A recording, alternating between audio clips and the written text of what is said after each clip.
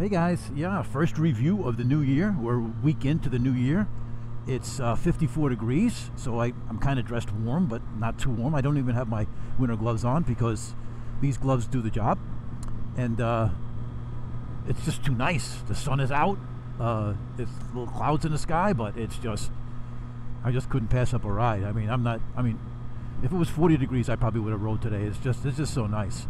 And like the title says, I wanted to review my review, and because I think I left some important things out. One major important thing, I had to make a correction, and a couple other things I'm just going to talk about. But let's talk about the correction first, and that's a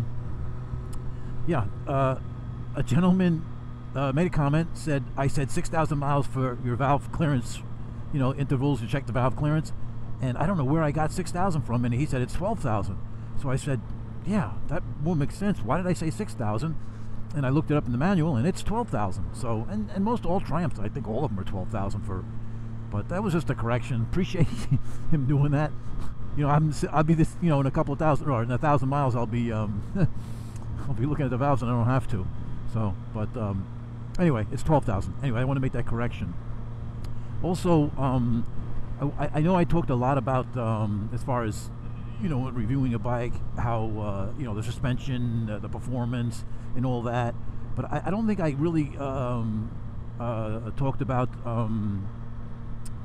how the bike ergonomically really is, as far as like to other bikes, and how you feel. I mean, after the day of riding, because I've been on some long trips with them. Not like long, but a couple hundred miles for the whole day, or whatever, just riding around. And what I find with this bike, which I guess a lot of sport bike guys might relate to this, maybe not, or maybe guys who ride naked bikes.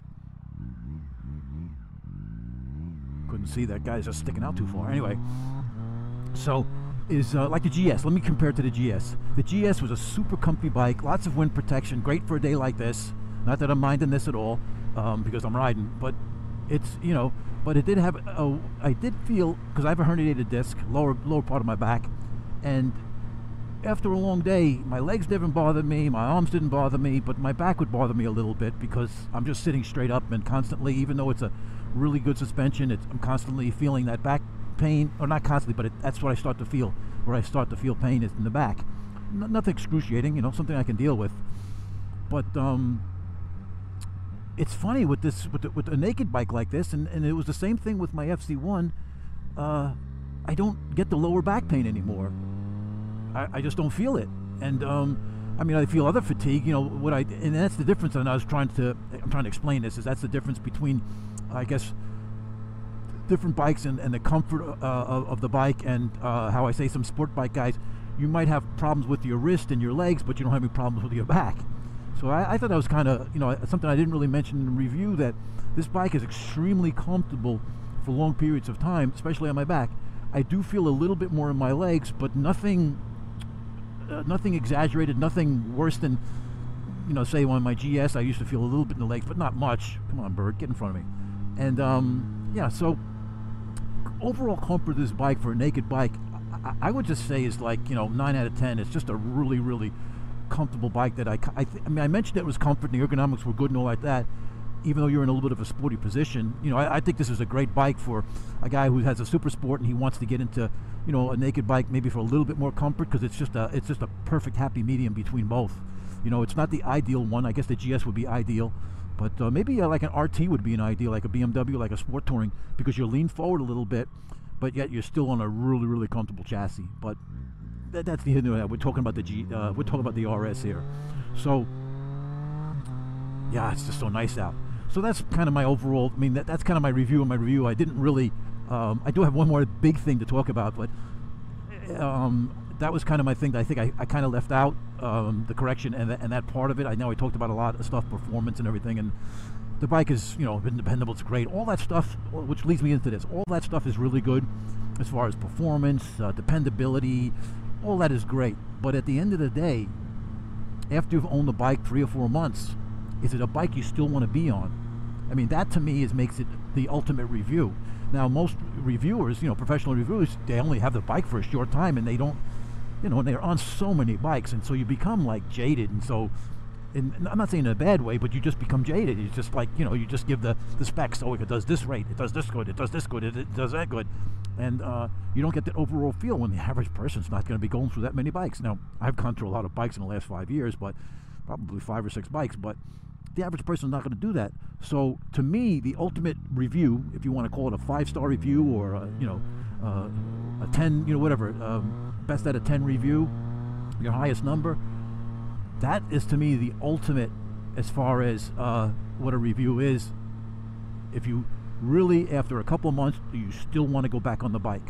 And to me, a good example of that would be like if you're in a whatchamacall, like that's a nice turn, little slippage. It's cold out.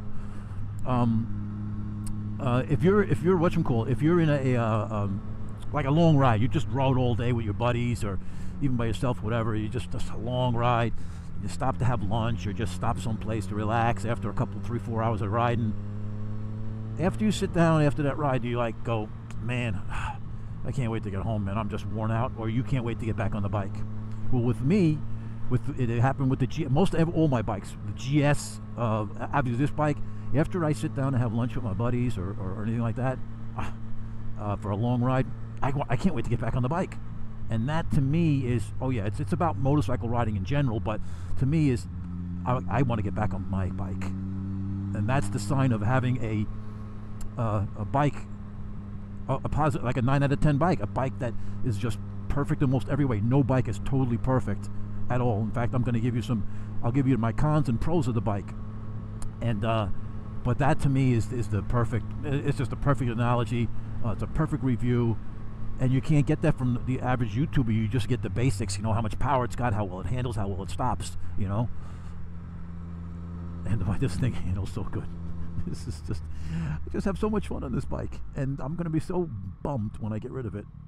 And because I know my MO is going to look for something else. I just like to keep it and just add to it, but I never do that. But I do sometimes. I had my Speedmaster for 3 years, my GS for 3 years. They both overlapped each other for a while, for at least 2 years. So yeah, it's who knows. But right now I'm having fun, and like I said, after a long ride, I can't wait to get back on the bike again. And that to me is a sign of a bike you really, really enjoy. So that makes this bike to me is a 9 out of 10, 4.5 stars. This is absolute a joy. So, and the reason I'm bringing this up and I'm reviewing my review is because I just want, if people they're tuning into this, maybe some people that my regulars come in and they want to see what I have to say, but all my diatribe and sometimes incoherent stuff, but people that are on the fence about getting a triple and they want to see, is it worth it? Guys, you're not going to be sorry with this bike. You will not be disappointed in this bike.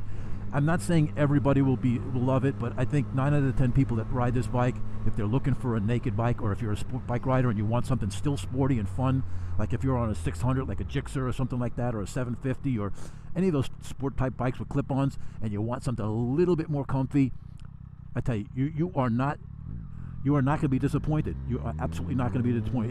It's going to supply all the fun, and the only thing it's not going to supply is that top end rush, because aerodynamically it's not going to be as good. Like you can get a 600 with less horsepower that will outrun this at, it'll go 155, 160, but this is going to go 145. I mean, it may go a little faster, but aerodynamically it's not going to be there, and you're not going to have that protection at the higher speed. So that's what you're giving up. If you don't mind giving up that, you will be happy with this bike. It's just that good. Pros and cons. All right, let's start with the cons because they're very little. The biggest con of this bike is the tachometer. It's such a fail. Now, I know it's a broken record. I keep saying it many times. I got one person that defended the tach, didn't think it was a big deal, and everybody else agrees it's just a horrible tach. I would say that's probably the biggest con of the bike, which is not a deal breaker at all, and the blinkers that come on the US models. The turn signals are incandescent. They're ugly. They can't put an LED that fits around the world. Come on, that's the biggest. So those are the two, and the LEDs are not that big of a deal compared to the tach. But that's it. I don't have any other cons on the bike. The bike has been dependable, everything. The pros are just endless. Handling, comfort of riding, fun factor, the looks. Now looks are subjective, obviously. The sound, but I have obviously aftermarket exhaust, which I'm gonna find a nice quiet place. And one thing I haven't done in a while is you guys got to hear this thing, because the way my mic is set up, you can't really hear the bike unless I get on it. It sounds really good, the bike, but it's not annoying at whatchamacallit, that, you know, at cruising speed, like I'm doing, like whatever, 57 miles an hour. The exhaust is not, where the Yoshimura was kind of, I mean, it's subjective in a way, but it kind of got to me. It was a little bit too high pitched for me. Yeah, we'll find a nice empty spot to rev this thing up. And yeah, so back to the pros. So everything about this bike, I mean, handling, ride quality, yeah, it's on the stiff side a little bit. I'd say it's stiffer than my GS, but it's still beautiful. It's still very compliant. It doesn't bounce. Like, it just went over a good bump right there, and it just stays planted. And the ride doesn't beat my body up at all. More pros. Handling. I always said that, handling. The looks. Fuel mileage is not bad. I know some people complained. Let me see what the fuel mileage is. I haven't checked it in a while. So I think it's at average speed 39.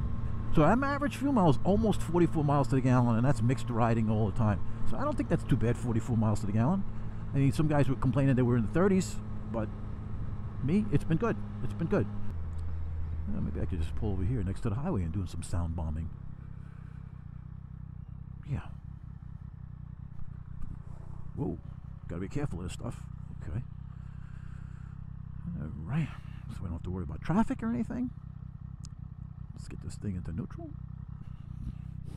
I know some gentleman complained about the kickstand, that it's hard to get to. It's tight to get to, but like, he wasn't a major complaint. I'm not, you know, busting his balls on it. It wasn't like a major complaint. But yeah, let me just open my shield here so you guys can hear it. So let's see. Here we go, guys. Oh, why did the bike move? Oh, let's do this again.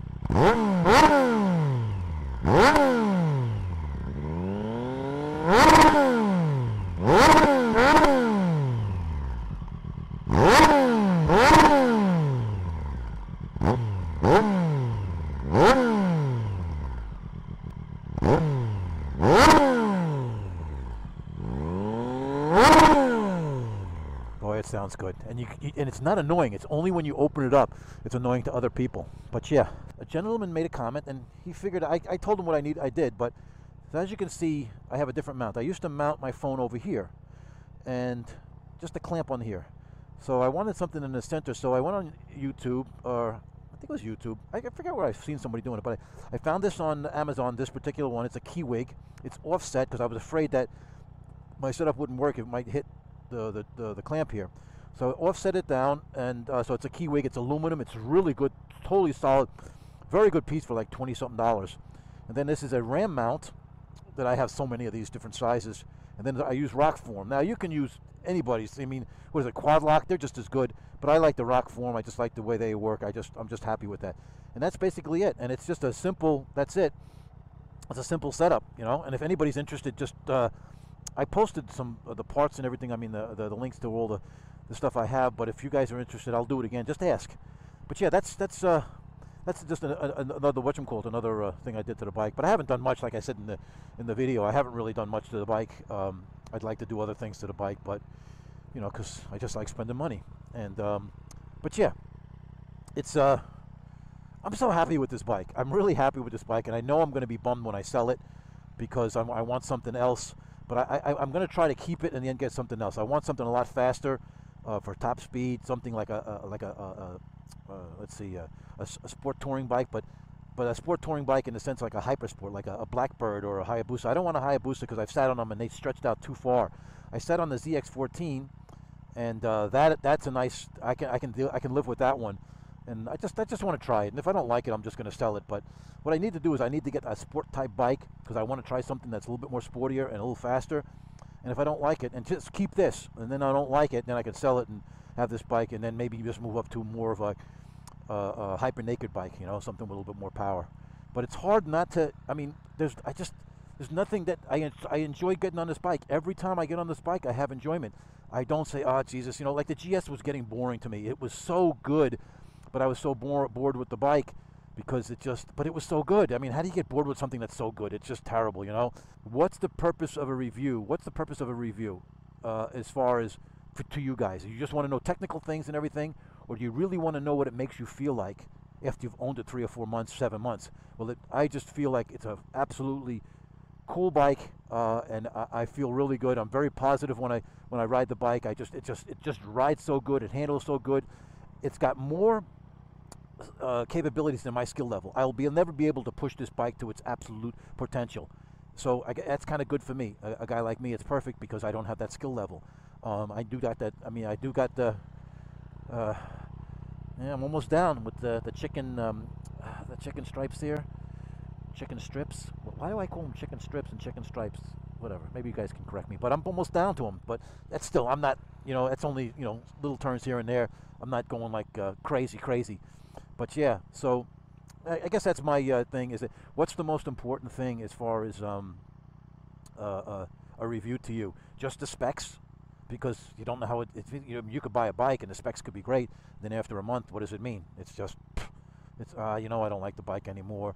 It's the longevity of the bike is how you make it. That's the most important thing. I mean, yeah, a bike is dependable. You want a bike that's dependable, but would you want to own a bike forever for a year or two that's dependable and you just don't enjoy riding it because it just starts up every time, but it doesn't do what you want to do? I like performance. I mean, I want to cruise. Like today is just a cruise day, but I want to have performance when I want it. I want it to be there.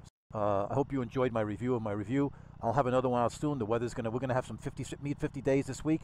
I'm gonna pop on the bike and talk about something, I don't know what. And yeah, so that's it for now, guys. Later.